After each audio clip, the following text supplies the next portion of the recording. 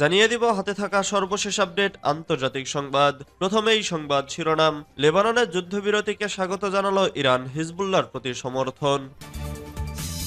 এরপরে জানিয়ে দিব মৃত্যুর 2 মাস পর হচ্ছে নাসরুল্লাহর দাফন অনুষ্ঠান। এদিকে দ্রুতগতিতে ইউক্রেনে অগ্রসর হচ্ছে রুশ বাহিনী। আরও জানিয়ে দিব ইসরায়েলের সঙ্গে যুদ্ধবিরতি চুক্তিতে রয়েছে যেসব শর্ত। সর্বশেষ জানিয়ে দিব গুপ্তচর বৃত্তির অভিযোগে ব্রিটিশ কূটনীতিককে বহিষ্কার করল রাশিয়া। এতক্ষণ শুনছিলেন সংবাদ শিরোনাম, এবারে বিস্তারিত। তবে অনুরোধ থাকবে ভিডিওটিতে একটি লাইক করবেন এবং কমেন্ট করে জানিয়ে দিবেন কোন জেলা থেকে আপনি আমাদের এই ভিডিওটি দেখছেন। লেবাননের যুদ্ধবিরতিকে স্বাগত জানালো ইরান, হিজবুল্লাহর প্রতি সমর্থন।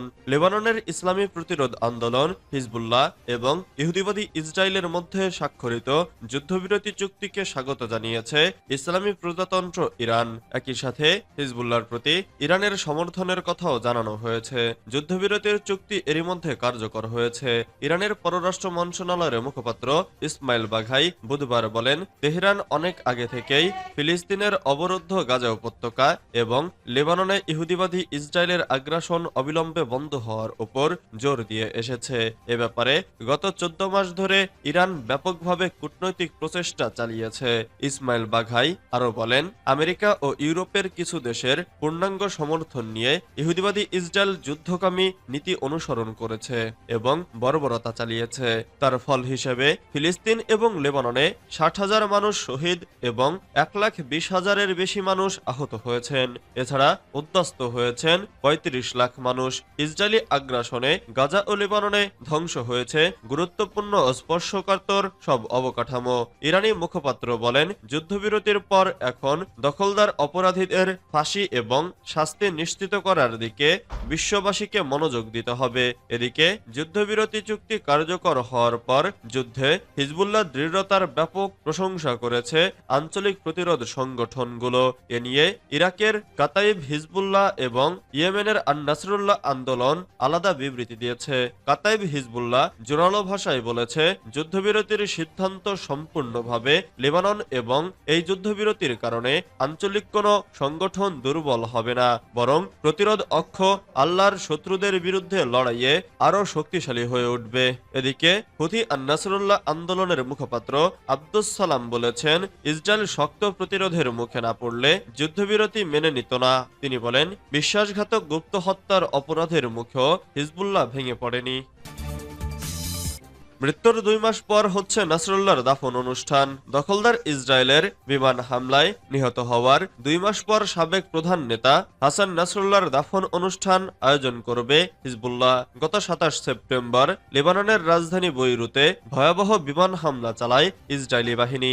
এতে ব্যবহার করা হয় শক্তিশালী বাংকার বিধ্বংসী বোমা। ওই হামলায় নাসরুল্লাহর প্রাণ যায়। হিজবুল্লাহর রাজনৈতিক কাউন্সিলের উপপ্রধান মাহমুদ কামাতি বলেছেন, তারা নাসরুল্লাহর আনুষ্ঠানিক দাফন অনুষ্ঠানের প্রস্তুতি নিচ্ছেন। 27 নভেম্বর দখলদার ইসরায়েলের সঙ্গে হিজবুল্লাহর 60 দিনের যুদ্ধবিরতি শুরু হয়। আর যুদ্ধবিরতি কার্যকর হওয়ার পরই এমন ঘোষণা দিল সশস্ত্র এ গোষ্ঠী।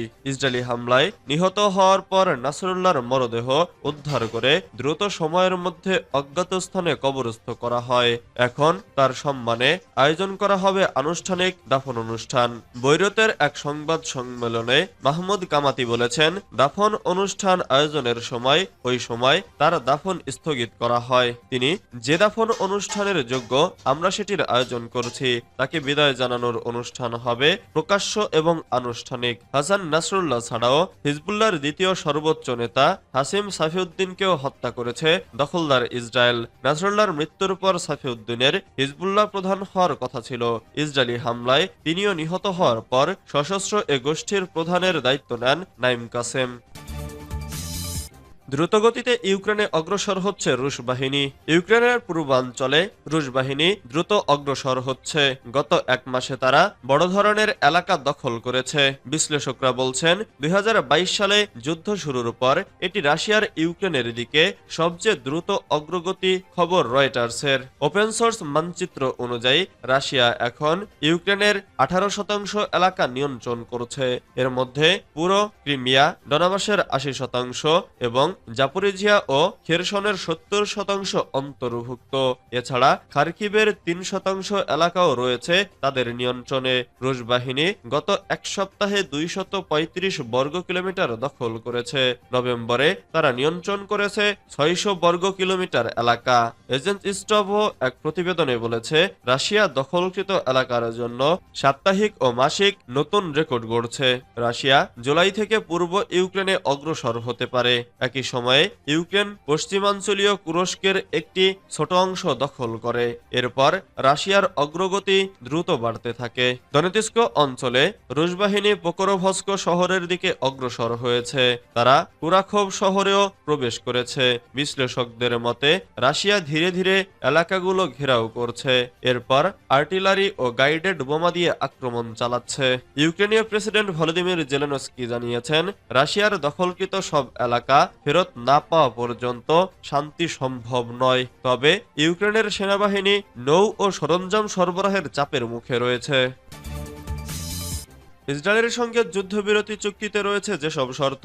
লেবাননে 1 বছরের বেশি সময় ধরে চলা যুদ্ধের সাময়িক বিরতিতে সম্মত হয়েছে ইসরায়েল। যুক্তরাষ্ট্রের মধ্যস্থতায় দুপক্ষের মধ্যে যুদ্ধবিরতি চুক্তি হয়েছে, যা বুধবার 27 নভেম্বর ভোর থেকে কার্যকর করা হয়েছে। বেশ কয়েকটি শর্তে দর কষাকষির পর যুদ্ধবিরতি চুক্তি হয়েছে। বুধবার 27 নভেম্বর ইসরায়েলের সংবাদ মাধ্যম টাইমস অব ইসরায়েলের এক প্রতিবেদনে এ তথ্য জানানো হয়েছে। প্রতিবেদনে বলা হয়েছে, বুধবার মধ্যরাতে ইসরায়েলের প্রধানমন্ত্রী বেনিয়ামিন নেতানিয়াহু যুদ্ধবিরতির ঘোষণা দিয়েছেন। প্রাথমিক অবস্থায় 60 দিনের যুদ্ধবিরতির ঘোষণা করা হয়েছে, যা পরবর্তীতে আরো বাড়ানো হতে পারে। নেতানিয়াহু বলেন, নিরাপত্তা মন্ত্রিসভা যুদ্ধবিরতি চুক্তিতে সম্মতি জানিয়েছে।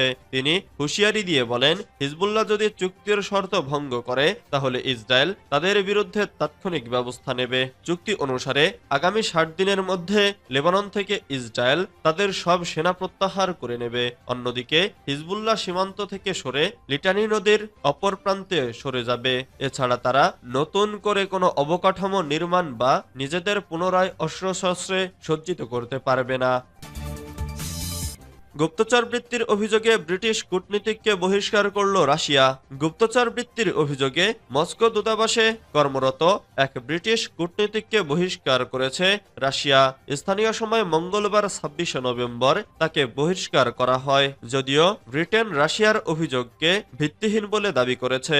রুশ পররাষ্ট্র মন্ত্রণালয় বলছে, গুপ্তচর বৃত্তির আবরণ হিসেবে ওই ব্রিটিশ কূটনীতিক ইচ্ছাকৃতভাবে রাশিয়ায় প্রবেশের জন্য মিথ্যা তথ্য দিয়েছেন।